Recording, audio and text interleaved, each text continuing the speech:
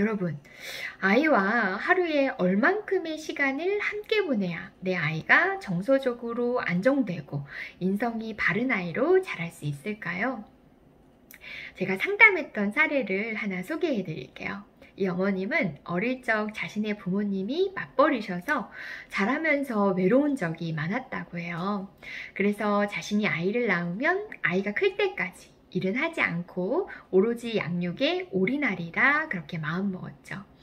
아이가 2학년이 될 때까지 아이 혼자 한 번도 학원을 보낸 적도 없고요. 놀이터를 나갈 때도 엄마가 늘 벤치에 기다려주면서 무려 9년간이나 거의 24시간을 아이와 함께 하셨다고 하더라고요. 그런데 갈수록 아이와의 갈등은 더 심해지고 같이 있는 시간이 많으니까 부딪히는 횟수도 더 많아지더라는 거죠. 수시로 엄마 핸드폰을 몰래 가져가서 본다거나 당연히 엄마가 깨워줄 거라고 생각해서 그런지 깨워줄 때까지 일어나지 않아서 학교에서 지각하는 날은 정말 셀 수 없이 많았다고 해요. 무엇보다 최고의 갈등은 다들 경험해 보셨죠? 네, 아이의 공부를 봐줄 때였다고 해요. 민기적거리는 아이와 집중해서 빨리 하라는 엄마, 그리고 양이 너무 많다라고 하는 아이와 숙제밖에 없는데 뭐가 많냐 라고 하는 엄마 사이의 갈등은 매일 반복되기만 하는 상황이었어요. 어머님은 회의감이 들기도 하면서 요즘은 우울 증상이 느껴지는 것 같다라고 고백을 하셨어요. 그렇다면 이런 부모-자녀 갈등의 문제가 단지 함께 있는 시간이 많아서 생기는 걸까요? 맞벌이 부모님들은 주어진 시간이 짧고 소중한 만큼 아이와 갈등 없이 짧은 시간 좋은 질의 행복한 그런 시간만을 보내고 있을까요? 이번엔 맞벌이 가정의 사례를 한번 들어가 볼까요?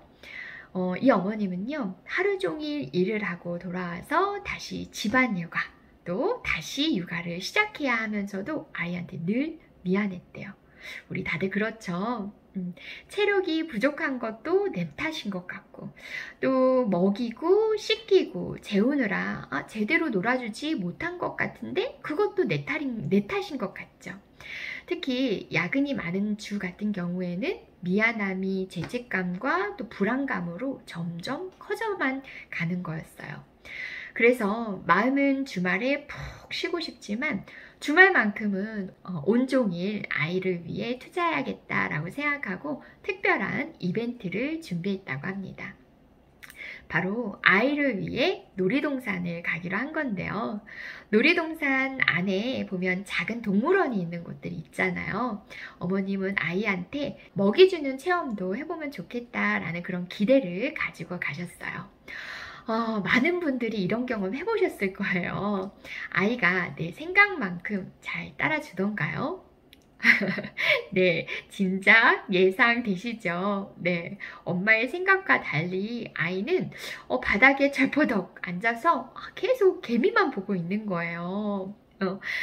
개미는 집 앞 놀이터만 가도 있는데 왜 굳이 여기까지 와서 라는 생각이 들어서 달래도 보고 또 유도도 해보았지만 아이는 꿈쩍도 하지 않는 거죠. 아버님이 이제 들쳐 업고 겨우 놀이동산 안으로 들어가기는 했는데 다음 상황 예상되시나요? 문제는 여기서 더 크게 일어난 거예요. 비싼 돈 주고 그렇게 들어갔는데 아이는 놀이기구에는 전혀 관심도 없고요. 날씨는 이제 더우니까 짜증도 나고 다리가 아프다 힘들다 계속 징징거려서 겨우 따라다니기만 했던 아버님과 끝내는 부부싸움으로까지 가고만 그런 경우가 있었어요. 결국 아이를 위한 주말 이벤트는 엉망이 되고 말았습니다. 사실 지금까지 말씀드린 두 사례는 모두 어느 특별한 가정의 모습이 아닌 우리 주변에 늘상 있는 아주 평범하고 일반적인 가정의 모습이잖아요. 안타깝게도 24시간을 아이를 위해 희생한 전업 어머님의 사례도 아이를 위해 특별한 이벤트를 준비한 맞벌이 부모님의 사례도 저는 아이나 부모 모두에게 그리 행복한 시간은 아니었던 것 같아요. 이유가 왜 그럴까요? 무엇이 문제일까요? 저는 오늘 아이와 보내는 절대적인 시간의 양보다 또한 아이를 위해 마련한 특별한 이벤트, 특별한 추억이 아닌 하루 10분씩이라도 일상에서 질 좋은 시간, 퀄리티 타임을 보낼 수 있는 방법에 관한 이야기를 하고자 합니다. 왜냐하면 매일의 일상은요, 아이의 생활과 가장 밀접한 시간이고 또 일상에서 질 좋은 시간을 많이 보낸다는 것은 행복의 횟수가 증가한다는 의미이면서 또 행복의 횟수가 많아질수록 아이들의 전체적인 행복감과 자존감은 올라갈 수 있으니까요. 자, 그렇다면 퀄리티 타임이란 무엇일까요? 많은 분들이 아이와의 퀄리티 타임이라고 하면 놀이에 한정되어 말하는 경우들이 종종 있어요. 그래서 많은 부모님들이 아이와의 놀이를 꼭 반드시 해야 하는 숙제처럼 부담을 느끼시더라고요. 하지만 아이와 놀이만 잘한다고 해서 아이가 잘 자라는 것도 아니고요. 특별한 놀이를 하지 않아도 아이와의 퀄리티 타임은 충분히 가능해요. 굉장히 솔깃한 제안이죠. 저는 퀄리티 타임이란 아이 마음과 부모 마음이 이어지는 순간, 즉 온 마음을 다해 아이의 감정, 아이의 마음에 몰입하고 집중하는 시간이 바로 진정한 퀄리티 타임이라고 생각해요.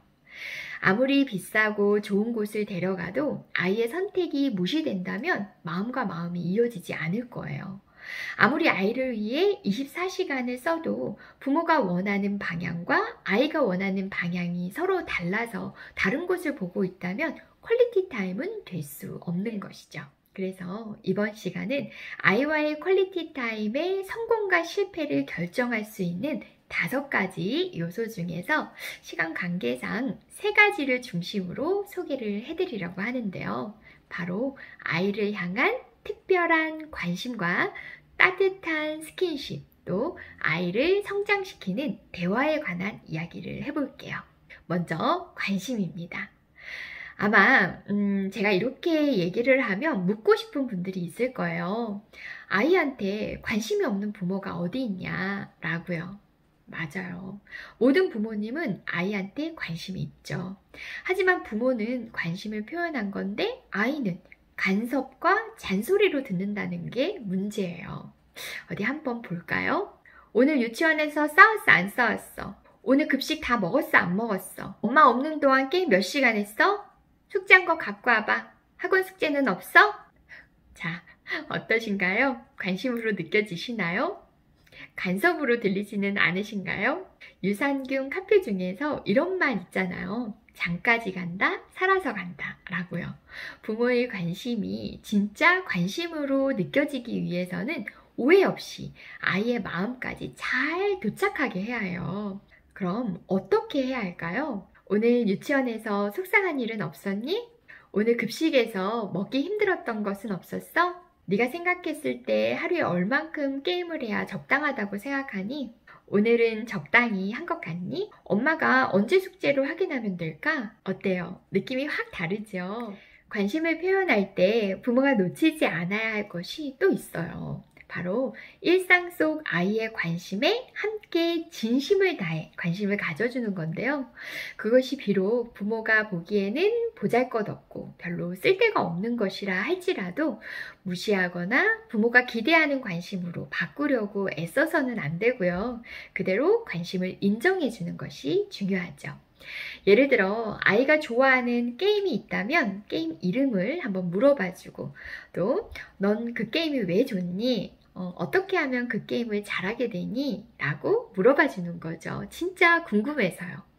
아이의 관심에 부모가 함께 깊이 들어가야 아이와의 관계끈이 생기는 거니까 그때그때 변하는 아이의 관심을 놓치지 않으려고 노력하는 것이 꼭 중요해요. 또 관심은 갖되 아이가 지키고 싶은 아이의 영역에는 함부로 침범해서는 안 되죠. 우리도 아무리 시어머님이 맛있는 반찬을 싸우셨다 하더라도 우리 집 현관문을 아무 때나 함부로 막 열고 들어오시면 굉장히 곤란하고 또 당황스러울 때가 있잖아요. 아이도 마찬가지이기 때문에 숙제를 했는지 궁금하지만 바로 갑자기 숙제한 거 갖고 와봐 라고 물어보기보다는 엄마가 숙제를 언제 확인하면 될까? 라고 물어봐 주면 아이도 부모의 관심을 진심으로 느낄 수 있을 거예요. 아이와의 퀄리티 타임을 결정하는 두 번째 요소는 바로 스킨십인데요. 제가 상담을 시작한 지 얼마 되지 않았을 때 굉장히 의아했던 적이 있었어요. 엄마한테 야단을 맞아서 아이가 굉장히 흥분하고 속상한 그런 상태였죠. 굉장히 사이가 안 좋은 상황인데 아이는 막 울면서 엄마한테 내 손 잡으라고! 라면서 막 소리를 지르는 거예요. 화난 어머님이 손을 탁 뿌리치니까 아이는 더 흥분하면서 결국 엄마의 팔을 물어버리고 말았어요. 그 이후로 아이들이 언제 부모한테 안아달라고 하나 관찰을 해봤더니 부모한테 뭔가 불편한 감정이 있을 때, 서운하거나 불안할 때 안아달라고 하더라고요. 성인들은 좀 그렇지 않죠. 뭔가 긍정적인 관계일 때 서로 손을 잡고 싶고 또 만지고 싶고 그러잖아요. 그런데 아이들한테는 부모의 따뜻한 품이 애착을 형성하는 애정 표현 그 이상의 안정감, 또 안락함, 편안함을 찾는 아이들만의 어떤 무의식적인 반응이자 에너지 충전의 과정이라는 것을 그때 알게 되었죠. 그러니까 아이가 안아달라고 할 때 만약 부모가 아우 귀찮게 왜 이래? 응? 다 큰 애가 뭘 안아달라고 해? 라고 뿌리친다면 아이는 난 널 보호하고 싶지 않아. 네가 좀 알아서 해. 라고 느껴진다는 거예요. 이런 의미를 알고 나니까 아이가 하루 중 언제 내 품, 또 에너지 충전이 필요한가가 생각이 나더라고요. 아이들이 언제 에너지가 필요하겠어요? 네, 아침에 일어날 때 얼마나 일어나기 싫겠어요. 아침에 일어날 때 머리부터 발끝까지 쭉쭉이도 해주고 또 쓰담쓰담 해주고 토닥토닥 해주고요. 그죠?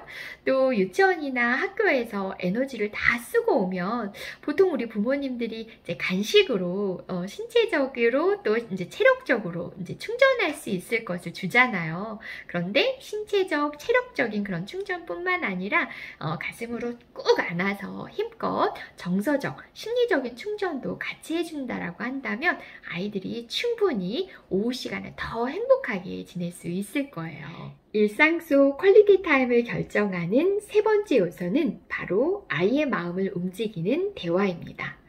소통, 대화의 중요성은 모두들 알고 계시죠? 하지만 이게 진짜 쉽지 않잖아요. 제가 가장 쉬운 방법을 알려드릴게요. 나라면 이 상황에서 우리 부모한테 혹은 내 남편한테 뭐라고 듣고 싶을까를 기준으로 말하시면 됩니다. 내가 듣고 싶은 말을 아이한테 해주는 거죠. 예를 들어 볼게요. 3학년의 남자아이가 있습니다. 이 아이는 학교를 별로 좋아하지 않아요. 공부에 집중도 하지 못하고 친구들을 자꾸 괴롭혀서 자주 혼이 나죠. 어느 날 아이가 등교를 하는 길에 친구 2명이 앞에서 걸어가는 거예요. 아이는 친구의 이름을 불렀어요. 그런데 두 친구의 반응이 늘 장난꾸러기였던 이 친구를 보고 도망을 가고 만 거예요. 아이는 너무 화가 난 나머지 친구들을 향해 돌을 던졌고 한 친구가 돌에 맞고 말았어요. 학교에 앰뷸런스가 오고 학교는 모두 뒤집히고 말았죠. 돌을 던진 친구의 부모님은 교장선생님, 담임선생님이 모두 계신 앞에서 다친 친구의 부모님께 무릎을 꿇고 사과를 해야만 했어요. 이후 아버님은 집으로 돌아와서 너무 화가 난 나머지 아이한테 심한 체벌을 하셨습니다. 정말 안타까운 상황이죠. 만약 내가 직장에서 혹은 시댁에서 누군가의 이름을 불렀는데 날 모르는 척 무시했다고 가정해 볼게요. 그래서 나도 모르게 화를 냈고 이것이 더 큰 문제로 커졌다고 가정해 봅시다. 이때 나라면 우리 부모님에게 혹은 가장 가까운 남편에게 어떤 얘기를 듣고 싶을까요? 좀 참지 그랬어 라고 비난받고 싶을까요? 난 몰라, 네가 알아서 해 라고 외면받고 싶을까요? 바로 이렇게 큰 사건이 생겼을 때 아이가 부적응이나 문제행동을 보일 때 부모가 아이와 어떻게 대화하고 소통하느냐가 진짜 마음과 마음이 이어지는 순간이 되고 마음이 연결되었느냐 그렇지 않느냐에 따라 다음에 이 아이가 더 깊고 어두운 길로 갈 것인지 아니면 부모와 함께 세상 밖으로 밝고 긍정적으로 설 것인지를 결정하게 돼요. 왜냐면 누군가 내가 듣고 싶은 말을 해줄 때 진짜 마음이 움직이거든요. 우리도 그렇잖아요. 노래 가사가 내 마음과 같을 때, 영화 속 주인공이 내 입장과 비슷할 때 공감이 되고 감동이 오지요. 감동은 곧 자발적인 행동으로 이어지고요. 자, 그렇다면 내가 듣고 싶었던 말, 그리고 내 아이가 듣고 싶었던 말은 무엇일까요? 함께 따라해 주세요. 처음엔 어렵지만 자꾸 내 입으로 말을 하다 보면 언젠가 좀 더 쉽게 나올 수 있을 테니까요. 1단계는 먼저 안아주는 거예요. 앞서 아이가 불안할 때 아이는 부모의 품이 가장 그립다고 했죠. 꼭 안아주면서 따라해 보세요. 아들, 오늘 많이 힘들었지? 오늘 하루가 많이 길게 느껴졌을 것 같아. 2단계는 아이가 느꼈을 감정 속으로 들어가 공감해 주시는 거예요. 다시 따라해 볼게요. 친구들이 도망갔을 때 우리 아들이 얼마나 외로웠을까 생각하니 엄마 마음이 너무 아파. 3단계, 객관적인 상황을 아이가 알도록 해주는 거죠. 하지만 돌을 던진 건 잘못이라는 걸 너도 알 거라 믿어. 이미 일은 생겼고 우리는 이 문제를 책임지고 해결해야 해. 엄마가 도와줄게. 4단계는 아이와 의견을 나누며 해결하는 거죠. 친구 집에 가서 미안한 마음을 진심으로 전해보자. 다친 곳을 치료할 수 있는 약이랑 친구가 좋아하는 선물도 준비해가면 좋겠어. 자, 어떠신가요?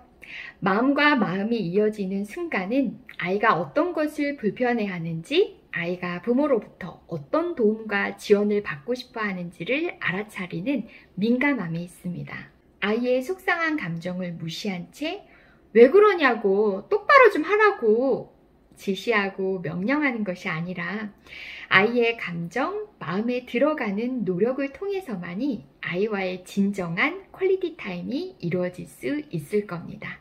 시청해 주셔서 감사합니다.